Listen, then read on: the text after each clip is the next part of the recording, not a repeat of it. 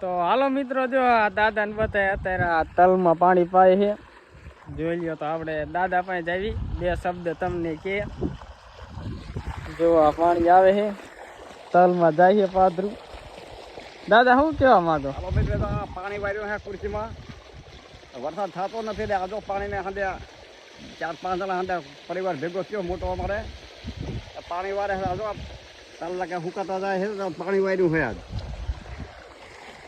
અને ભગવાનને કે પ્રાર્થના કરો કે થોડોક વરસાદ થાય ને તો મોલને જરૂરી છે હવે. તો દાદા કે વરસાદ થાય તો હવે મોલને જરૂરી છે. તો અત્યારે જો પાણી પાય છે તલમાં. તો આ બધા છે, આ છે જાત બાપા. જય હોય તમારે, ભગવાન માતાજીની જય હોય અને સારા વરસાદ થાવ ભગવાનને કઈ એટલી અમારી અરજ કરવી છે અમે.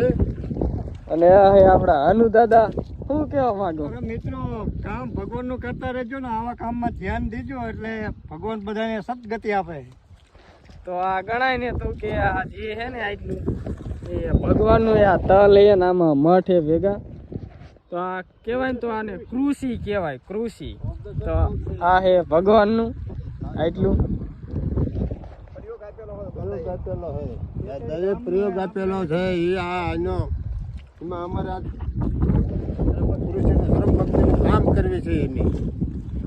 એટલે આ જો આ એકનું નથી અમારે એકનું, આ તો આખા ગામનું નામ બોલે મુંબઈ કે ખેતડીની કૃષિ છે. આ પ્રયોગ આપેલો છે દાદાએ